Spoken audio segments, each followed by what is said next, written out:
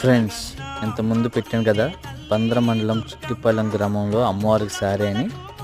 చివర్లో ఇలా ఊరంతా ఊరేగిస్తూ ఇలా ఊరి చివర అమ్మవారి గుడికి తీసుకొచ్చి ఘనంగా నిర్వహిస్తారు. చూడండి ఎంత అద్భుతంగా నిర్వహిస్తున్నారో. అయిపోయిన తర్వాత అన్నదానం కూడా నిర్వహిస్తారు.